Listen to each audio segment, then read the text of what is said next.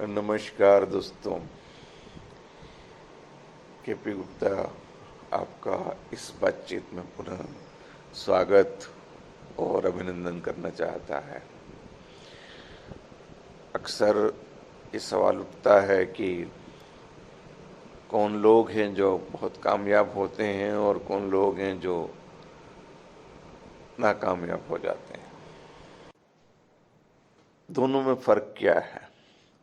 फर्क इतना ही होता है, कामयाब आदमी अपनी नाकामियों को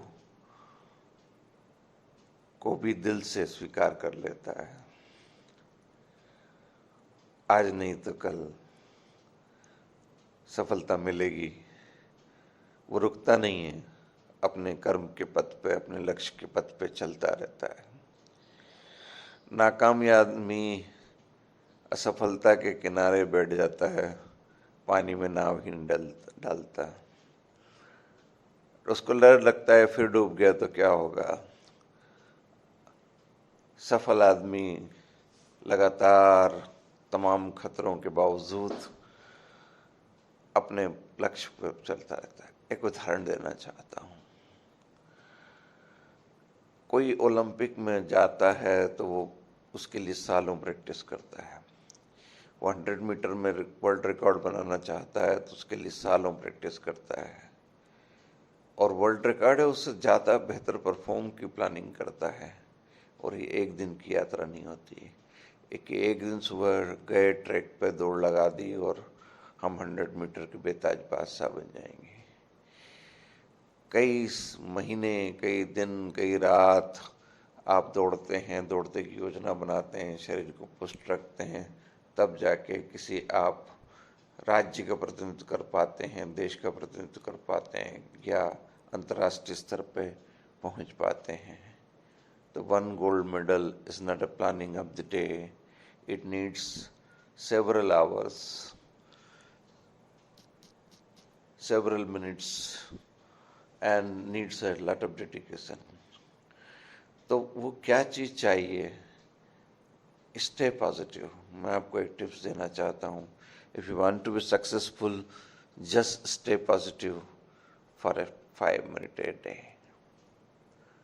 अचानक आप पॉजिटिव नहीं हो पाओगे। आपने तय कर लिया कि मैं दिन भर पॉजिटिव रहना चाहता हूँ, उम्र भर पॉजिटिव रहना चाहता हूँ, उससे नहीं होगा। Practice makes a man a perfect. You have to practice positivity every day. At least for a 5 minute I remain positive. कोई नेगेटिव ख्याल नहीं आएगा। ये हम जब तय कर लेंगे तो हमारी जितनी भी मुसीबतें हैं या जो परिस्थितियां हमारे साथ नहीं हैं, उस पॉजिटिविटी के असर से सकारात्मक होना चालू करेगी। दुनिया में कभी भी आदमी का रास्ता निरापद नहीं रहा है। उसके रास्ते में कांटे आते हैं। वो कांटों को दूर करने के लिए एक पॉजिटिविटी का रास्ता रहता है। वो रास्ता जब वो तय कर लेता है कि यह मुझे सकारात्मक रहना है, मुझे लक्ष्य के रास्ते पे आना है, तो वो कामयाबी की नई नई मंजिल चलता रहता है। इन्फोसिस की जो कंपनी की स्थापना हुई, वह छोटे से कमरे में हुई थी। बहुत छोटी पूंजी से हुई थी, जिसका अरबों डॉलर में पूंजीकरण आज के देश में है। लेकिन नारायण मूर्ति साहब ने वो ख्वाब देखा किसी कमरे में उन्होंने नहीं सोचा था कि बहुत बड़ा था, उन्होंने सोचा था कुछ अच्छा करने के लिए, और वो ख्वाब एक हकीकत बन गया, एक बहुत बड़ी सबक बन गया, एक मिसाल बन गया इसी देश में जहाँ पर आईटी के संसाधन बहुत कम हुआ करते थे।